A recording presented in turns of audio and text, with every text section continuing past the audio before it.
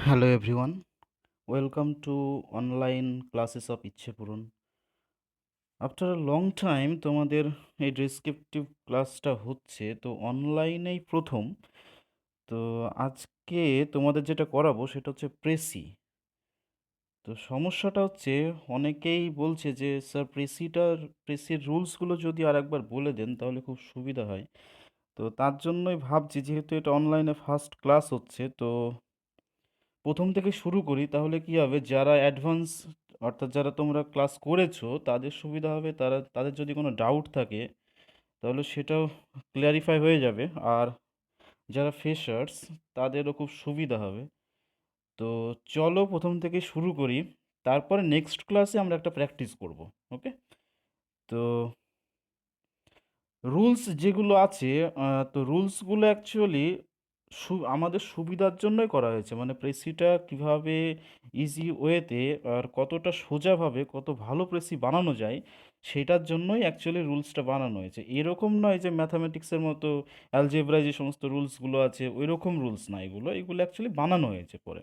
ঠিক আছে, তো রুলসগুলো ভালো করে দেখো, আর তোমরা এটাকে ভালো করে রিড আউট করবে এবং তারপরে কি করবে, এগুলো অ্যাকচুয়ালি থিওরি। তো প্র্যাকটিক্যাল যখন করবে আর প্রচুর প্র্যাকটিস করবে এই রুলসগুলোকে নিয়ে, তখনই কিন্তু তোমরা প্রপার ইউটিলাইজেশনটা করতে পারবে। তো প্রচুর পরিমাণে প্র্যাকটিস করো, রুলসগুলোকে বারবার দেখো, আর রুলস আর বারবার প্র্যাকটিস করো, এটাই বারবার বলছি। তো চলো শুরু করি এবং দেখো যে রুলসগুলো অ্যাকচুয়ালি কী আছে। তো প্রথমেই দেখো যে কয়েকটা জিনিস আছে, দেখো কয়েকটা স্টেজের কথা বলা আছে। First stage, second stage, third stage, দেখো লাস্টের দিকে সেকেন্ড স্টেজ, থার্ড স্টেজ। স্টেজগুলো কি, স্টেজগুলো এই প্রেসি করার জন্য কিছু টেকনিক্যাল পার্ট আছে এবং কিছু নন টেকনিক্যাল পার্ট আছে। তো টেকনিক্যাল পার্ট যেটা, সেটা হচ্ছে ফার্স্ট স্টেজের মধ্যে আছে।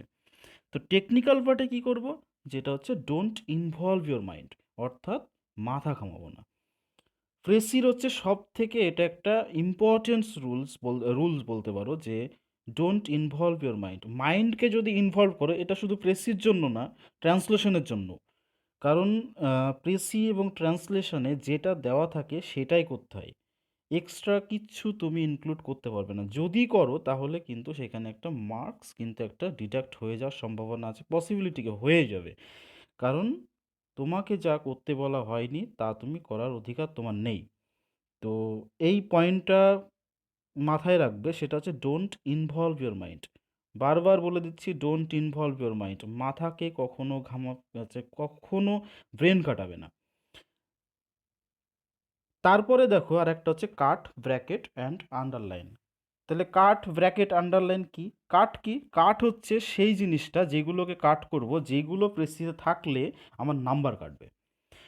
প্রেসি করার উদ্দেশ্যটা কি? অ্যাকচুয়ালি প্রেসি করার উদ্দেশ্য হচ্ছে প্রিসাইজ করা। কোনো একটা প্যাসেজ আছে, সেই প্যাসেজটাকে প্রিসাইজ করে তার জিসটাকে তুলে আনা। কেন করি প্রেসি? প্রেসি করার উদ্দেশ্যটা কি? ধরো কোনো সিএম কিংবা পিএমকে তো প্রচুর চিঠি যায়, এত লেটার যায়, এবং কোনো কোনো লেটার ধরো 10 পেজ, 20 পেজ এরকম লেটার যায়।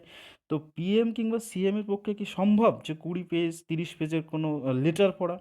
তখন কি করে এই ব্যুরোক্র্যাটস কিংবা যে সমস্ত আমলারা আছে তারা কি করে, ওই সমস্ত লেটারগুলোকে প্রিসাইজ করে। কুড়ি 20 পেজের ধরো লেটার, তাকে 2 পেজ কিংবা 1 পেজে করে দিল।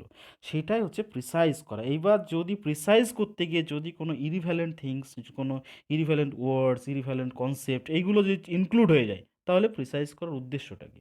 প্রিসাইজ কেন করব তাহলে? তাহলে প্রিসাইজ করার উদ্দেশ্যটা হলো যে ইম্পর্টেন্ট জিনিস যেগুলো জিস্ট সেটাকেই তুলে আনা। তাহলে ইরিভ্যালেন্ট যেগুলো যে সমস্তগুলো আছে, যেমন যেগুলো থাকবে সেইগুলোকে আমরা কি করব, প্রথমে কাট করে দেব। কারণ এইগুলো যদি আমার প্রেসিজে থাকে তাহলে কি হবে, মার্কস কাটবে। ওকে, তাহলে কি কি থাকলে আমার নাম্বার কাটতে পারে? দেখো প্রথমেই বলেছি ফ্রেজ, ফ্রেজ থাকলে নাম্বার কাটবে। তারপরে দেখো ইডিয়মস, তারপরে দেখো প্রোভার্বস। এই তিনটে পরপর প্রথমেই দেখো টোটাল 10টা দেওয়া আছে, প্রথম তিনটে হচ্ছে ফ্রেজ, ইডিয়মস অ্যান্ড প্রোভার্ব। এই তিনটেই প্রচণ্ড ক্যাচি এবং আমাদের অ্যাট্রাক্ট করবে সব সময়।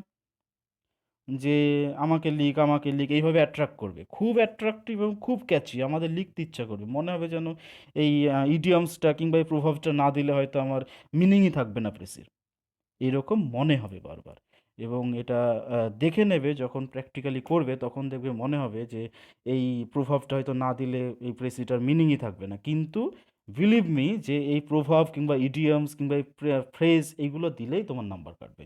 তাহলে কি করব, আগে কি করব, ফ্রেজ, ইডিয়মস এবং প্রভাবগুলোকে কেটে দেবো। ফ্রেজ কি, ফ্রেজ এইগুলো তুমি যদি ডেফিনেশন দেখে পড়ো তাহলে আইডেন্টিফাই করা খুব মুশকিল। তাও বলে দিচ্ছি, ফ্রেজ হচ্ছে একটা, ফ্রেজ কি, ফ্রেজ হচ্ছে গ্রুপ অফ ওয়ার্ডস, একটা meaningful part of a sentence, একটা meaningful part of a sentence যেটার কোনো সাবজেক্ট কিংবা ভার্ব থাকে না, যেটার কোনো সাবজেক্ট এবং ভার্ব থাকে না। এখানে আরেকটা কথা, ফ্রেজ বলতে গিয়ে আরেকটা কথা বলতে হয়, সেটা হচ্ছে ক্লজ। দেখো একটা ডিফারেন্স করা আছে ক্লজ এবং ফ্রেজের মধ্যে।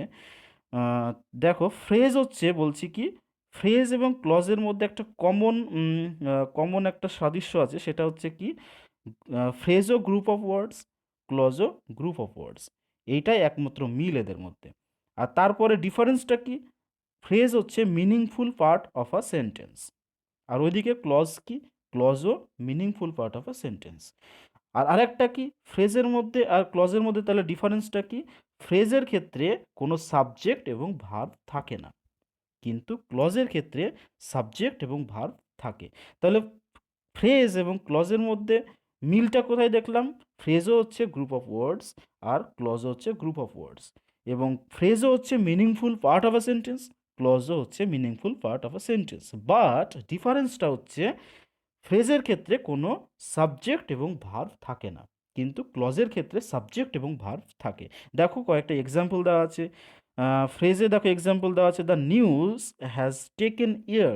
টেকেন ইয়ার মানে পাবলিশ করা, টেকেন ইয়ার মানে পাবলিশ করা, টেকেন ইয়ার এটাই হচ্ছে ফ্রেজ। তারপর আরেকটা দেওয়া আছে দেখো, she knows how to keep house. How to keep house মানে হচ্ছে গৃহস্থালির কাজ করা, মানে গৃহের কাজ করা, মানে ঘরের কাজ করাটা সে জানে। তারপরে দেখো ক্লজের ক্ষেত্রে, ক্লজও দেখো meaningful part of a sentence. এখানে দেখো একটা সেন্টেন্স দেওয়া আছে, I know the man who has done it. এখানে দেখো দুটো পার্ট আছে, একটা হচ্ছে আই নো দ্য ম্যান একটা পার্ট, আর একটা হু হ্যাজ ডান ইট। তাহলে প্রথমটা একটা ক্লজ, সেকেন্ডটা একটা ক্লজ। তাহলে প্রথমটা যদি ধরি আই নো দ্য ম্যান, এটা কিন্তু একটা meaningful part of a sentence, আবার একই সাথে বলতে পারি গ্রুপ অফ ওয়ার্ডস। ওকে, এখানে কিন্তু দেখো সাবজেক্ট এবং ভার্ব দুটোই আছে, আই হচ্ছে সাবজেক্ট এবং নো হচ্ছে ভার্ব। কিন্তু ওখানে দেখো ফ্রেজের ক্ষেত্রে টেকেন ইয়ার কিন্তু এখানে কোনো ভার্ব নেই, মেনলি হচ্ছে টেকেন ইয়ার। তারপরে দেখো পরেরটায় দেখো, she knows how to keep house. এখানে কিন্তু ভার্বটা হচ্ছে, নোটা হচ্ছে ভার্ব, কিন্তু টু কিপ হাউস এটা কিন্তু ভার্বও না, কিংবা এখানে এটা সাবজেক্টও না। তাহলে কি, ফ্রেজ হচ্ছে যেখানে কোনো ভার্ব কিংবা সাবজেক্ট থাকে না। এটাই হচ্ছে ফ্রেজ এবং ক্লজের মধ্যে ডিফারেন্স। এবার ক্লজ, ফ্রেজ কিংবা ইডিয়ামস, আর একটা যেটা আছে সেটা হচ্ছে প্রভাব। তোমরা অনেক পড়েছো প্রিলিমসে, তাও একবার বলবো যে যে কোনো বই থেকে তোমরা এক্সাম্পলগুলো বারবার দেখে নাও, জাস্ট গ্রো থ্রু করো, মুখস্থ করতে হবে না, জাস্ট গো থ্রু করো ইডিয়াম, ফ্রেজ, প্রভাব, তাহলে একটা ক্লিয়ার আইডিয়া হয়ে যাবে যে কোনগুলো ফ্রেজ, কোনগুলো ইডিয়ামস, কোনগুলো প্রভাব। আমি দেখো কয়েকটা দিয়েও দিয়েছি ইডিয়ামস, ক্যাটস অ্যান্ড ডগস। যদি সেন্টেন্সে থাকে it is raining cats and dog, তখন কি হবে, ক্যাটস অ্যান্ড ডগ এটা হচ্ছে, ক্যাটস অ্যান্ড ডগস এটা হচ্ছে কি ইডিয়ামস। তারপরে দেখো জ্যাক অফ অল ট্রেডস, এটা হচ্ছে কি ইডিয়ামস। তাহলে ইডিয়ামসগুলোকে কি করবো, আগে কেটে দেবো। প্রভাবের ক্ষেত্রেও দেখো একটা দেওয়া আছে, action, actions speak louder than words. আরও আছে অনেক, ডোন্ট জাজ a book by its cover, তারপরে an empty vessel makes much noise, a bad workman always blames his tools, এরকম অনেক আছে প্রভাব। তো এগুলোকে জাস্ট একবার গো থ্রু করো বই থেকে, তাহলে একটা ক্লিয়ার আইডিয়া হয়ে যাবে যে কোনগুলো প্রভাব, কোনগুলো ইডিয়ামস, কোনগুলো ফ্রেজ। এগুলো কি হবে, একটা আইডিয়া হয়ে গেলে তুমি কি করবে, কাটতে সুবিধা হবে তোমার। ওকে, তাহলে কি করবে, জাস্ট গো থ্রু করো, মুখস্থ করার দরকার নেই। তারপরে কি, তারপরে দেখো আছে কোটেশন। কোটেশন কি, কোনো মহান ব্যক্তিদের উক্তি। যেমন দেখো একটা আছে স্বরাজ ইজ মাই বার্থরাইট। এটা কে বলেছেন? তিলক বলেছেন। আবার যদি আরও আছে যেমন give me blood, I will give you freedom. এরকম অনেক আছে কোটেশন। কোটেশন যখনই দেখবে সেন্টেন্স তোমার প্যাসেজে, তখন কি করবে, প্রেসি করার সময় আগে সেগুলোকে পেন্সিল দিয়ে কেটে দেবে। ওকে। তারপরে কি এক্সট্র্যাক্ট। এক্সট্র্যাক্ট কি? এক্সট্র্যাক্ট হচ্ছে এটার বাংলা বললে হয়, এটা হচ্ছে উদ্ধৃতি। বাংলা হচ্ছে অ্যাকচুয়ালি উদ্ধৃতি। এক্সট্র্যাক্ট হলো ধরো কোনো একটা গল্প চলছে, একটা রিদিমে চলছে, কিন্তু ওই গল্প, এক্সট্র্যাক্ট হচ্ছে কি, ওই গল্পের সেটা পার্ট না, কিন্তু কিন্তু ওই রিদিমটাকে মানে এক্সপ্লেন করতে গিয়ে কোনো একটা জায়গা থেকে কিছু একটা তুলে এনে ওখানে বসানো হলো। যেমন ধরো একটা কোনো গল্প চলছে, গল্প চলতে চলতে রামায়ণ কিংবা মহাভারত কিংবা কপালকুণ্ডলার গল্প, কোনো একটা ঘটনাকে এখানে তুলে রিলেট করা হলো। ওকে। কিন্তু এই যে গল্পটা যেটা তুলে আনা হলো সেটা কিন্তু এই গল্পের পার্ট না, জাস্ট রিলেট করার জন্য, কিছু একটা বোঝানোর জন্য ওই অংশটাকে তুলে আনা হলো। দেখো এখানে একটা দিয়ে দিয়েছি। এখানে দেখো গল্পটা, আহ, এখানে দেখো the student should learn to think and act for himself. তারপরে দেখো কয়েকটা লাইন যাওয়ার পরে দেখো Alexander the great had a foolish tutor who use to call him Achilles. তারপরে কয়েকটা লাইন দেখো এইভাবে চলে আসছে। Life of the total, total life. তারপরে দেখো চ্যারিয়েট, তার পরের লাইন একদম আলেকজান্ডার থেকে চ্যারিয়েট অবধি, এটা কিন্তু একটা এক্সট্র্যাক্ট। এটা এই গল্পের পার্ট না, কারণ এখানে একটা স্টুডেন্টের সম্পর্কে বলা আছে। স্টুডেন্টের স্টুডেন্ট তার লাইফে কি কি আর্ন করা উচিত কিংবা কিভাবে সে গ্রেট হতে পারবে, সেইগুলো নিয়ে বলা আছে। কিন্তু এই জিনিসগুলো বলতে গিয়ে আলেকজান্ডারের কথা তুলে আনছে। তাহলে কি, আলেকজান্ডারের যে ঘটনা এটা হচ্ছে এক্সট্র্যাক্ট। তাহলে কি হবে, ওই টোটাল যে কয়েকটা লাইন সেটাকে কি করব, পেন্সিল দিয়ে কেটে দেবো। ওকে। তারপরে কি এক্সাম্পল। এক্সাম্পল তো জানোই সবাই, তাও দেখো এখানে একটা এক্সাম্পল দিয়ে একটা প্র্যাকটিক্যাল দেখিয়ে দিচ্ছি।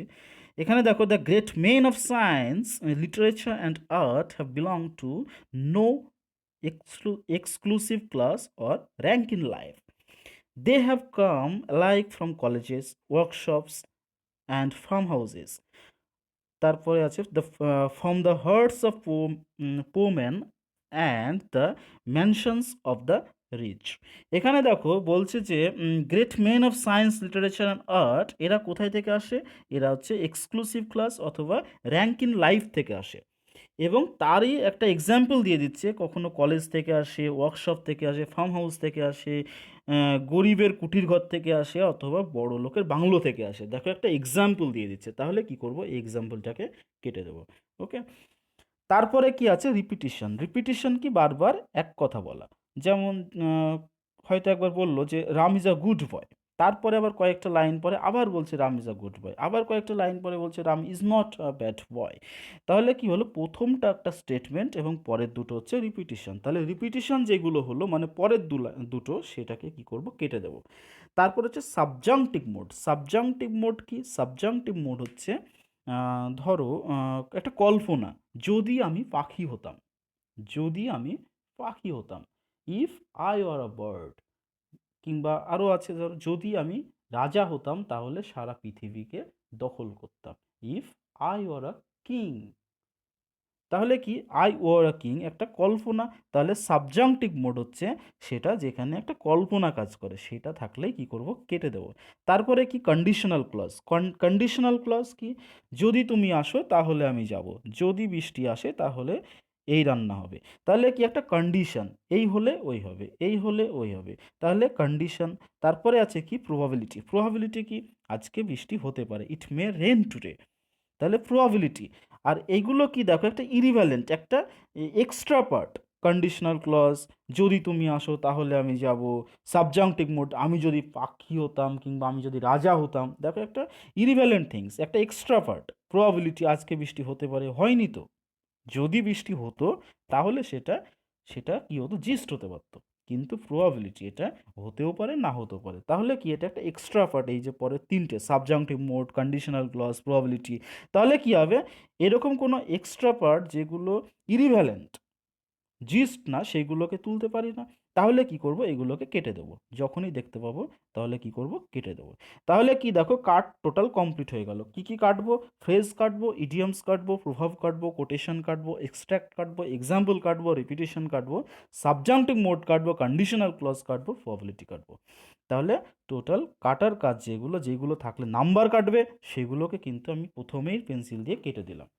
তাহলে নাম্বার যে ডিডাকশনের একটা ব্যাপার থাকে, ডিডাক্ট করা, সেই জায়গাটা কিন্তু সেখানকার পসিবিলিটিটা কিন্তু কমে গেল। অর্থাৎ আমাদের একটা সিকিউর, কিন্তু একটা সিকিউরিটি একটা হয়ে গেল, একটা সিকিউরড মার্কস কিন্তু আমরা এবার অবটেন করতে পারবো। তারপরে কি, তারপর আছে ব্র্যাকেট। ব্র্যাকেটে কি কি রাখবো? ব্র্যাকেটে রাখবো সেইগুলো যেগুলোকে আমরা মডিফাই করবো, অর্থাৎ ডিরেক্টলি লিখবো না, কিছুটা চেঞ্জ আনবো সেখানে। কি কি চেঞ্জ আনতে পারি, কি কি মডিফাই করতে পারি? যেমন দেখো, ডিরেক্ট স্পিচ। ডিরেক্ট স্পিচ তোমরা জানো, ডিরেক্ট স্পিচ থাকলে কি করব, ডিরেক্ট স্পিচ থাকলে সেটাকে মডিফাই করে লিখবো, ইনডিরেক্টলি লিখতে হবে, ডিরেক্টলি তো লিখতে পারবো না প্রেসিতে। তারপরে কি, নেগেটিভ অ্যাপ্রোচ। নেগেটিভ অ্যাপ্রোচ যদি থাকে সেটাকে কনভার্ট করে দেবো ইনটু পজিটিভ সেন্টেন্স, পজিটিভ অ্যাপ্রোচে। তারপরে রাউন্ড অ্যাবাউট অ্যাপ্রোচ, ঘুরিয়ে ফিরিয়ে বলা, মানে ঘুরিয়ে কান দেখানো, সেটা হচ্ছে রাউন্ড অ্যাবাউট অ্যাপ্রোচ।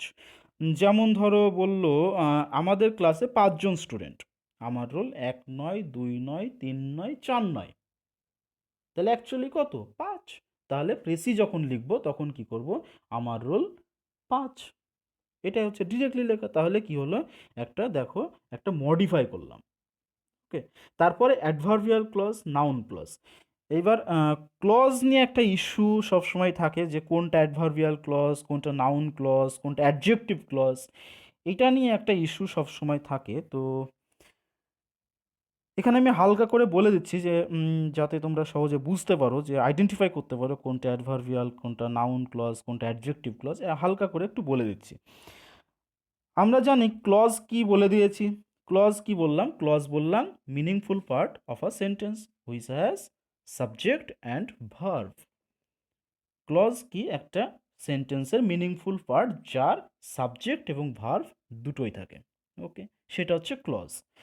এবার ক্লজ কয় প্রকার? ক্লজ হচ্ছে 2 প্রকার। দেখো ওখানে লেখাই আছে, প্রিন্সিপাল ক্লজ, যেটাকে আরেকটা নামে বলা হয় কি, ইন্ডিপেন্ডেন্ট ক্লজ, অর্থাৎ যেই ক্লজটা অন্যের ওপরে ডিপেন্ড করে না। তারপরে আরেকটা কি, সাবঅর্ডিনেট ক্লজ বা dependent clause. Dependent clause principal ক্লজের উপরে ডিপেন্ড করে থাকে। ওকে। এবার এই ডিপেন্ডেন্ট ক্লজকে আবার 3 ভাগে ভাগ করা যায়, নাউন ক্লজ, অ্যাডজেক্টিভ ক্লজ আর একটা অ্যাডভার্বিয়াল ক্লজ।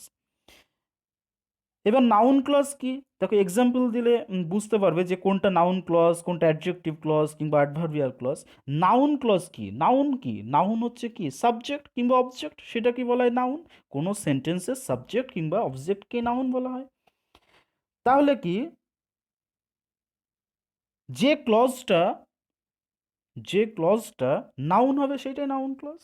দেখো এর আগে একটা, দেখো একটা জায়গায় বলা আছে, স্টার মেরে একটা জায়গা দেওয়া আছে, সেটা হচ্ছে এস প্লাস ভি প্লাস ও, মানে এস মানে হচ্ছে সাবজেক্ট, ভি মানে ভার্ব, ও মানে হচ্ছে object.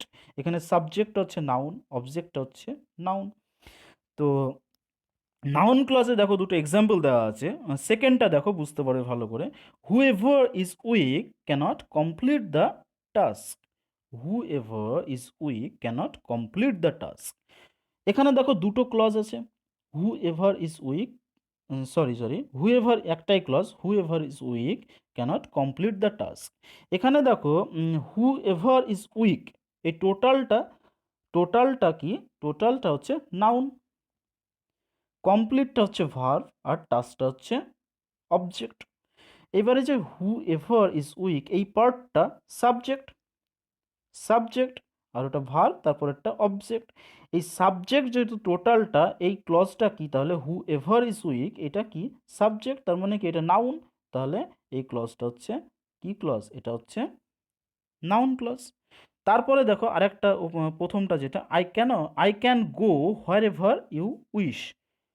I can go where ever you wish, I can go একটা ক্লজ, তারপরেরটা হচ্ছে হচ্ছে হোয়ার এভার ইউ উইশ একটা ক্লজ, তাই তো। তাহলে দেখো সাবজেক্ট ভার্ব অবজেক্ট যদি আমি সাজাই, তাহলে আইটা হচ্ছে সাবজেক্ট, গো হচ্ছে verb and where ever you উইশটা হচ্ছে অবজেক্ট। এবার হোয়ার এভার উইশ এটা একটা ক্লজ, তাই তো, এই টোটালটা একটা ক্লজ। এই ক্লজটা কি অ্যাকচুয়ালি এই সেন্টেন্সের টোটাল সেন্টেন্সের অবজেক্ট।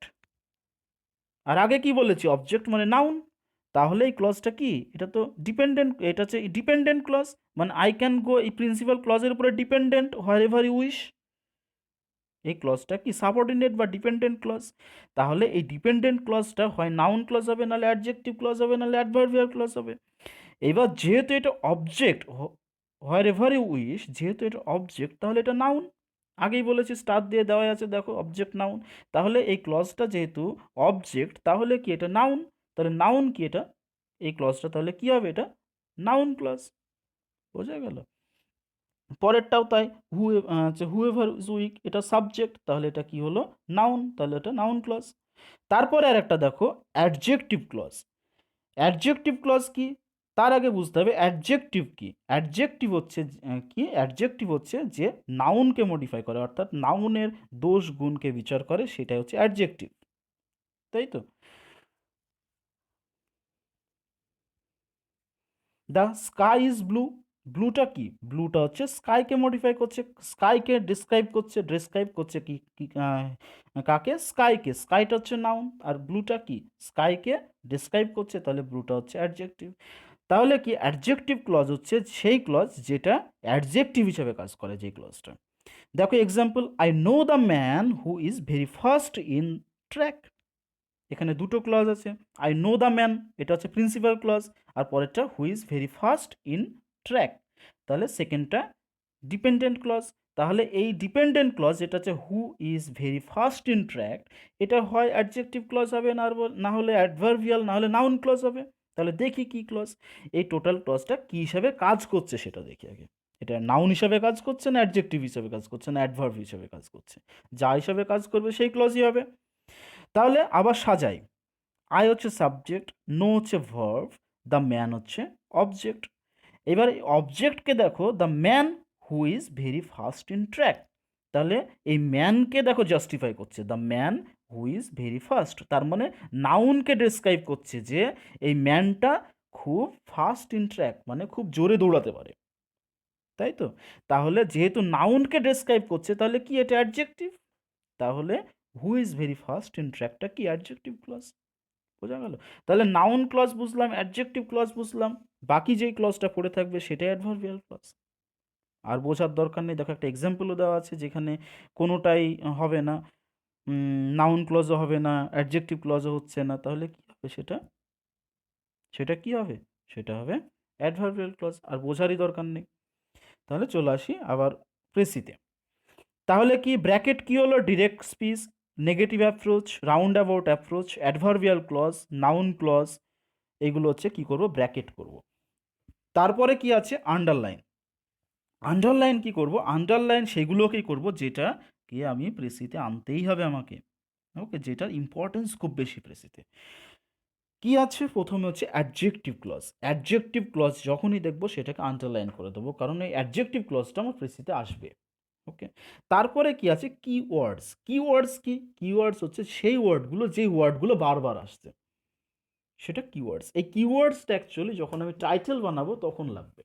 ধরো গ্লোবাল ওয়ার্মিং নিয়ে কিছু আছে, ধরো একটা প্যাসেজ গ্লোবাল ওয়ার্মিং নিয়ে আছে, তাহলে গ্লোবাল ওয়ার্মিং এই কথাটা বারবার আসতে বাধ্য। ধরো উইমেন নিয়ে আছে, তাহলে উইমেন কথাটা বারবার আসতে বাধ্য। প্লাস্টিক পলিউশন নিয়ে আছে, তাহলে প্লাস্টিক পলিউশন কথাটা বারবার আসতে বাধ্য। তার মানে আমি প্যাসেজটা না বুঝেও বুঝতে পারবো, মানে না বুঝেও এটা অন্তত আইডিয়া করতে পারবো যে এই প্যাসেজটা প্লাস্টিক পলিউশন নিয়ে আছে, কিংবা উইমেন নিয়ে আছে, কিংবা সিভিলাইজেশন নিয়ে আছে, কিংবা সাউন্ড পলিউশন নিয়ে আছে। কিওয়ার্ডস দেখেই বুঝে যাব। তাহলে আমি ইজিলি টাইটেলটাকে বানাতে পারবো, যে জাস্ট প্লাস্টিক পলিউশন বলে টাইটেল দিয়ে দিলাম। তাহলে কিওয়ার্ডসটা কিসে লাগবে, কিওয়ার্ডসটা হচ্ছে আমার টাইটেল বানাতে লাগবে, ওকে। তাহলে দেখো টেকনিক্যাল পার্ট যেটা, কাট, ব্র্যাকেট, আন্ডারলাইন, টোটালটা কমপ্লিট হয়ে গেল, ওকে। তাহলে একবার সামারাইজ করে নিই, don't involve your mind, cut, bracket, underline. Cut কোনগুলোকে করব, যেগুলো থাকলে আমার নাম্বার কাটবে, phrase, idioms, proverb, quotation, extract, example, repetition, subjunctive mood, conditional clause, probability, এগুলো থাকলে কি হবে, নাম্বার কাটবে। তার জন্য আগে কি করব, পেন্সিল দিয়ে আগে কেটে নেব। তারপরে কি আছে, ব্র্যাকেট। ব্র্যাকেট কোনগুলো, ব্র্যাকেট সেগুলো যেগুলোকে আমি মডিফাই করব, okay, direct speech, negative approach, round about approach, adverbial clause, noun clause, এইগুলো কী করবো, ব্র্যাকেট করে দেবো, কারণ এগুলোকে আমি ডিরেক্টলি লিখবো না, এগুলোকে মডিফাই করে লিখবো, একটু অন্যভাবে লিখবো। তারপর underline, adjective clause and keywords. Okay, তাহলে টেকনিক্যাল পার্ট টোটালি আমার কমপ্লিট হয়ে গেল। তারপরে কি সেকেন্ড স্টেজ, এবার সেকেন্ড স্টেজে আসি। সেকেন্ড স্টেজে দেখো first point, put down the rest. এবার কাট করলাম, ব্র্যাকেট করলাম, আন্ডারলাইন করলাম, মানে কাট যেগুলো করলাম সেগুলো আনবো না, আর বাকি যেগুলো পড়ে থাকলো ব্র্যাকেটে যেগুলো আছে সেগুলোকে মডিফাই করব, যেগুলো যা যা করার সেগুলোকে করে লিখতে শুরু করব, মানে পুট ডাউন দ্য রেস্ট লিখতে শুরু করব। কিসে লিখব? ইন সিম্পল সেন্টেন্সে লিখব, সিম্পল সেন্টেন্সে লিখব। কোনো কমপ্লেক্স সেন্টেন্স, কম্পাউন্ড সেন্টেন্সে ইনিশিয়ালি লেখা স্টার্ট করব না, মানে ইনিশিয়াল স্টেজে যখন আমরা প্র্যাকটিস করব বাড়িতে, ইনিশিয়াল স্টেজে তারা চেষ্টা করব সিম্পল সেন্টেন্সে লেখার। তাহলে কি হবে, আমাদের ভুল হওয়ার একটা যে টেন্ডেন্সি থাকে, একটা পসিবিলিটি থাকে, এটা মিনিমাম হয়ে যায়। ওকে, গ্রামাটিক্যাল মিস্টেক এইগুলো হওয়ার পসিবিলিটিটা কমে যায়। তাহলে কি করব, প্রথমে যখন আমরা বাড়িতে প্র্যাকটিস করব সেটাকে কি করব, ইন সিম্পল সেন্টেন্সে লিখব। তারপরে কি লিখব, তারপরে ইন থার্ড পার্সনে লিখব। এটা খুব ভাইটাল। প্রেসি কখনো ফার্স্ট পার্সন কিংবা সেকেন্ড পার্সন এতে হয় না, সব সময় থার্ড পার্সনে হয়। এটা ভুল করেও যেন কখনো ভুল না হয়, মানে ভুল করেও ভুল না হয় যেন, এটা মাথায় রাখবে।